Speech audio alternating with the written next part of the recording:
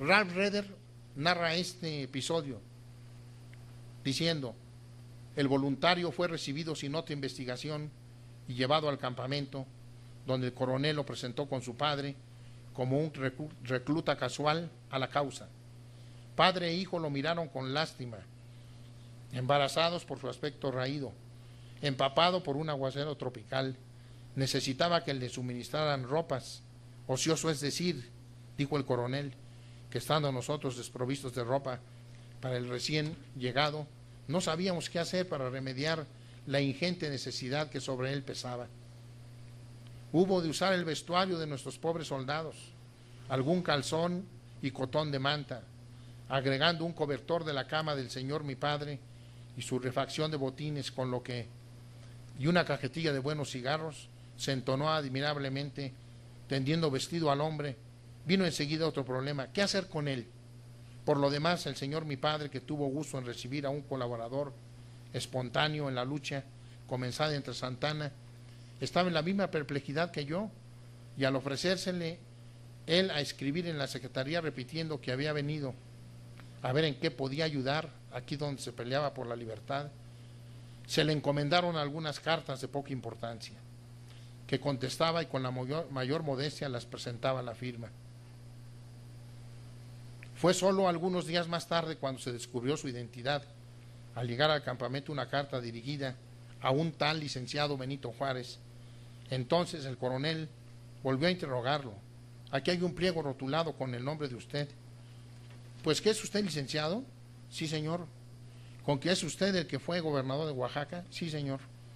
Y sofocado de vergüenza repuso: ¿por qué no me lo había dicho? Y contestó Juárez: ¿para qué? ¿Qué tiene ello de peculiaridad? La presencia de Juárez da un impulso excepcional, un sustento ideológico a la revolución de Ayutla. Él no era un estratega militar, pero la terquedad, que para mí es uno de sus grandes atributos en la defensa de sus principios, valía más que muchas armas en la contienda. Por eso es que el día 9 de agosto por la madrugada, Santana salió de la Ciudad de México protegido por una escolta militar, y el día 13 se embarcó rumbo a La Habana. Ese mismo día el ayuntamiento y la guarnición de la Ciudad de México se pronunciaron a favor del plan de Ayutla, preparando así ya la entrada de Juan Álvarez como nuevo presidente de la República. Juárez fue nombrado ciertamente en octubre del 55 como presidente interino, y su principal ocupación fue pedir una convocatoria para un congreso constituyente que se iniciaría el 14 de febrero de 1856 y concluiría el 5 de febrero del 57.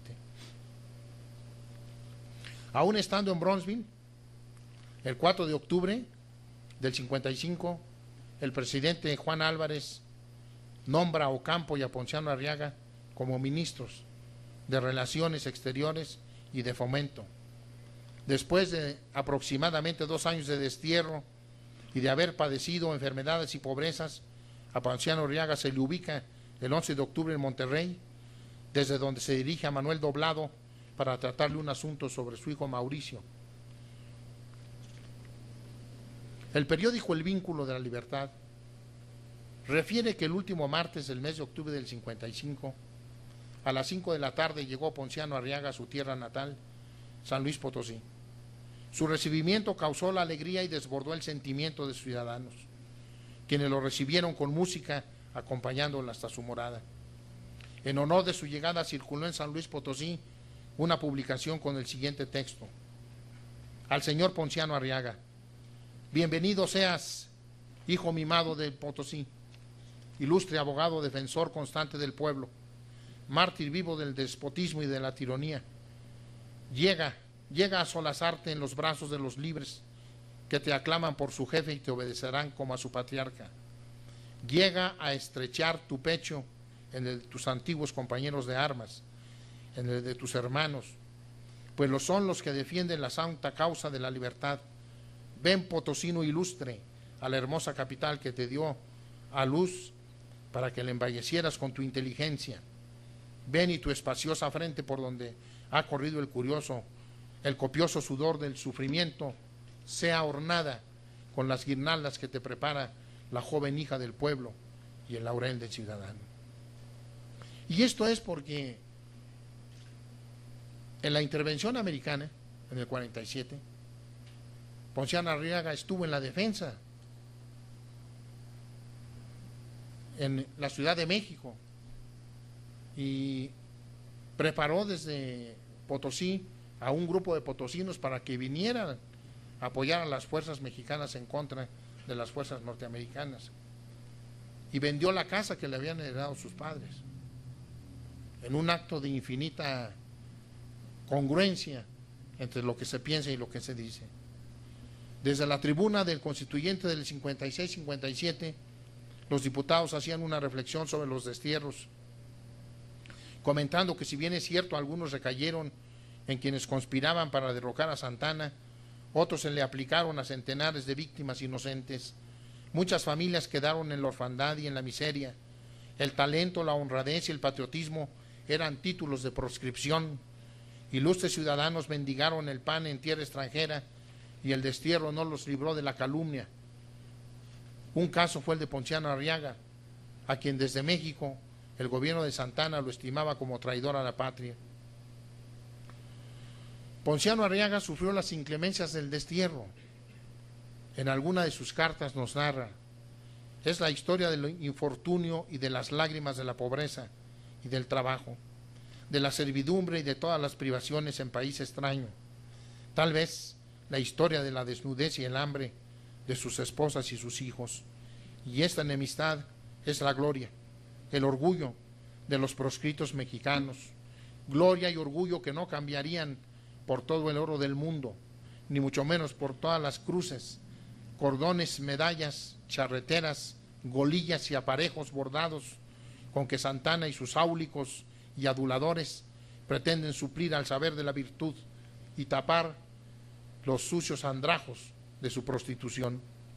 Malvados, nos habéis privado del cielo, de la patria, solamente porque no fuimos perjuros.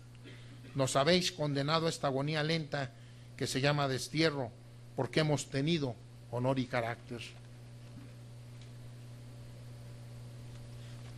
Estando en San Luis Potosí, en noviembre, ya acepta Ponciano Arriaga el título de ministro de Gobernación y acude a la Ciudad de México a rendir protesta ante Juan Álvarez.